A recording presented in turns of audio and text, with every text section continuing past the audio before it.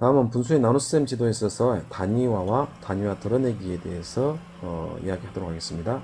단위화란 사물이나 사물들의 모임을 단위 또는 전체로 보는 것인데, 상황에 따라 적절하게 그 단위를 변화시켜 제시하는 것을 단위화라고 얘기하고 있습니다.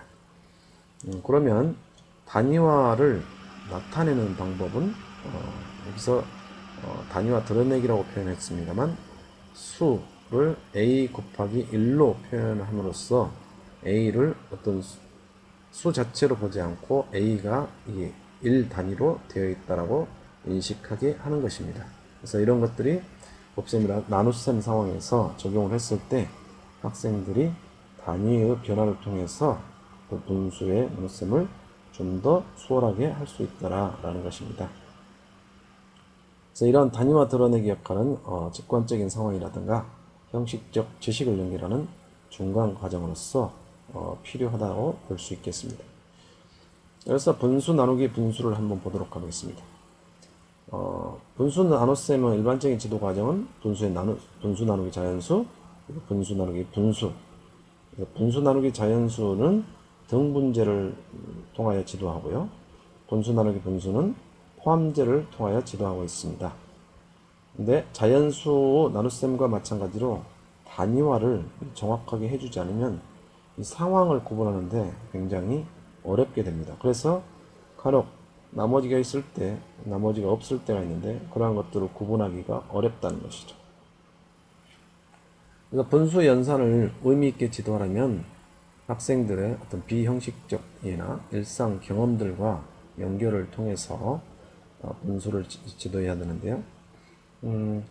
비형식적인 해결 방법으로 그림으로 나타내보게 한다든가, 연산 기호를 도입해보게 한다든가, 문장제를 구성해보게 한다든가, 자신이 친숙한 지식이나 기호 체계를 통하여 문제를 해결해보게 하도록 함으로써 어떤 분수의 기호적인 표현과 그 다음에 일상적인 어떤 현상 사이의 관계를 알게 하도록 하는 것이 분수의 연산을 의미 있게 지도할 수 있는 것입니다.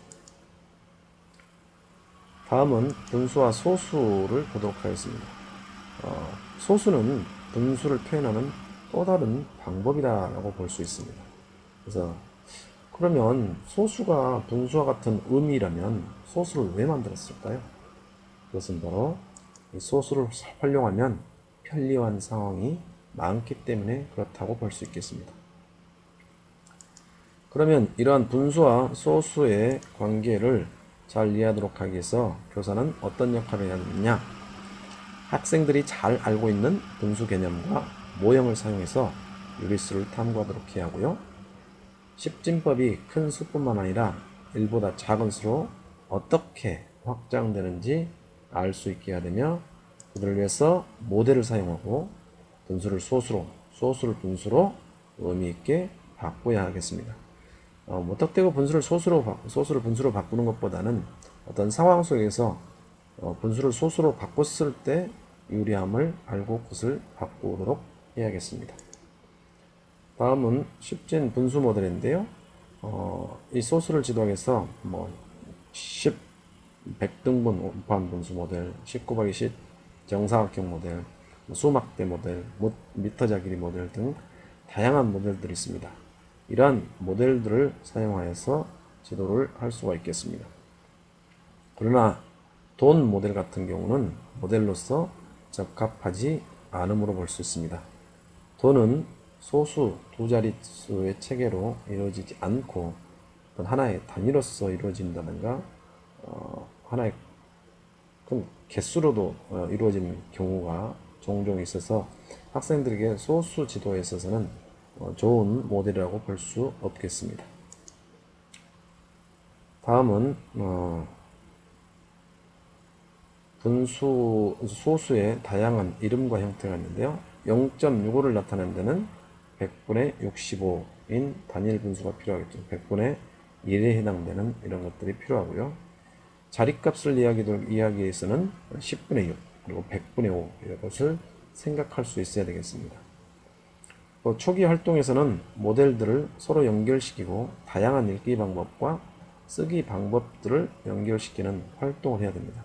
그래서 결국 소수 첫째 자리, 둘째 자리, 그리고 단일 분수, 단위 분수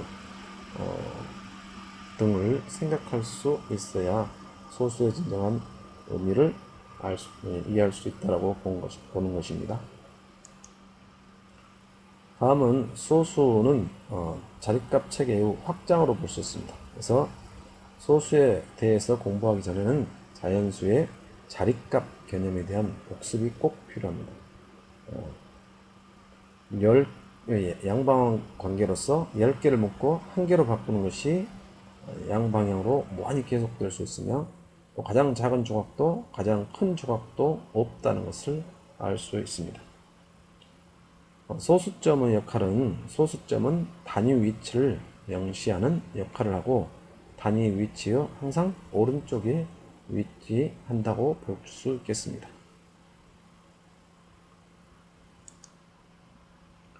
다음 분수와 소수 바꾸기는 두 수 체계가 같은 양을 표현하는 것이라는 개념을 형성하는 데 있습니다. 그래서 두 수의 10분의 1과 0.1이 같은 양을 표현하는 것이라는 개념을 형성시켜줘야 됩니다. 다음은 1.68을 10진 조각들을 이용하여 나타내고 주어진 소수를 모형을 이용해서 정사각형의 몇 분의 몇에 해당하는지 나타내고 그것을 분수로 읽고 씀으로써 이런 소수의 의미를 이해할 수 있도록 지도할 수 있습니다. 다음은 소수에 대한 수 감각으로 먼저 잘 아는 분수를 소수로 바꿔보는 경험을 할 수 있도록 지도해야 되겠습니다. 2분의 1이나 5분의 1을 먼저 소수로 바꿔보게 한 후에 4분의 1, 8분의 1을 활동하는 것이 좋고요. 10 곱하기 10 모는 종이에 이런 것들을 색칠하게 한 후에 소수로 어떻게 바꿀 수 있을지 알아보게 하는 것입니다.